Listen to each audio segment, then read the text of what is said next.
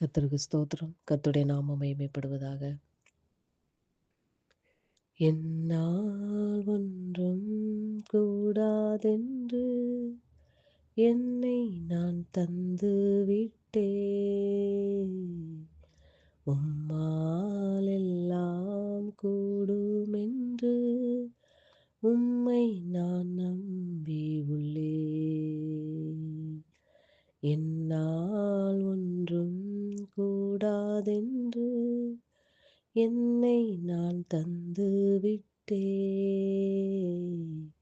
உம்மால் எல்லாம் கூடுமென்று உம்மை நான் நம்பி உள்ளேன். நன்றி அப்பா.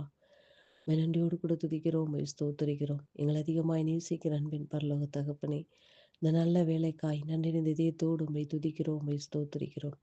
இம்மட்டுமா எங்களை கிருபையாய் நடத்தி வந்த உம்முடைய அன்புக்காக நன்றி செலுத்துகிறோம் அப்பா. தகப்பனே, எங்களுடைய வாழ்க்கையில நீங்க எல்லாவற்றுக்கும் எல்லாமாக இருந்து எங்களை வழிநடத்தி வருகிற நல்ல தகப்பனாய் எங்களோடு கூட நீங்க இருக்கிறபடினால் நன்றி செலுத்துகிறோம் அப்பா.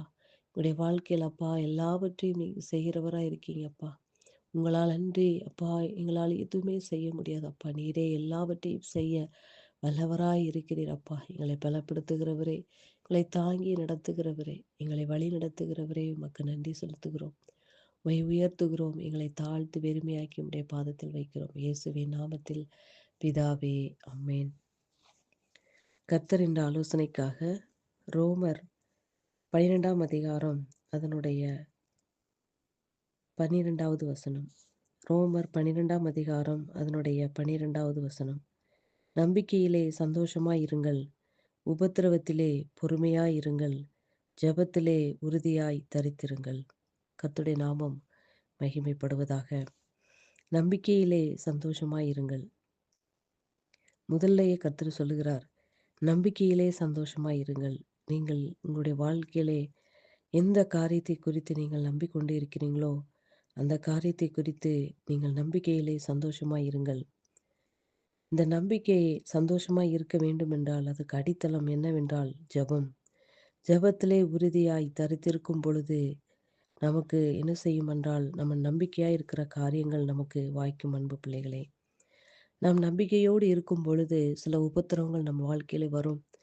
நம்பக்கூடாதபடி நம் வாழ்க்கையில சில தடங்கல்கள், சில எதிர்ப்புகள், நம்முடைய வாழ்க்கையில் போராட்டங்கள் வரும்பொழுது நாம் சோர்ந்து போகாதபடி ஜெபத்திலே உறுதியாய் நாம் தரித்திருக்கும் பொழுது நான் நம்பின காரியத்தை கர்த்தர் வாய்க்க பண்ணார். அவர் கிருபை உள்ளவராய் இருக்கிறார் அன்பு பிள்ளைகளே.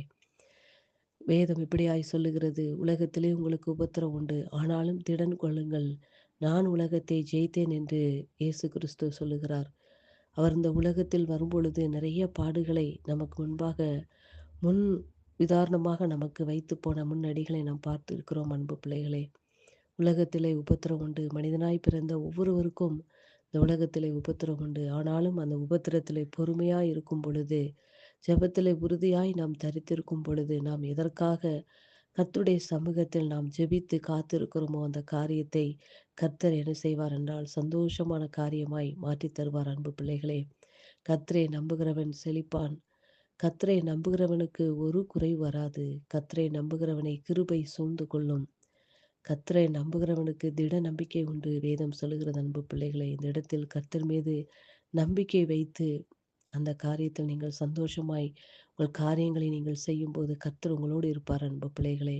இந்த இடத்தில் கர்த்தர் மீது நம்பிக்கை வைத்து சந்தோஷத்தோடு ஜெபத்தில் உறுதியாய் தரித்திருக்கும் பொழுது கர்த்தர் காரியத்தை வாய்க்க பண்ண அவர் வல்லவராய் இருக்கிறார் அன்பு பிள்ளைகளே. ஒரே ஒரு விஷயம், உபத்திரவத்திலே பொறுமையாய் இருங்கள் என்று ஒரு வேதமும் சொல்லுகிறது.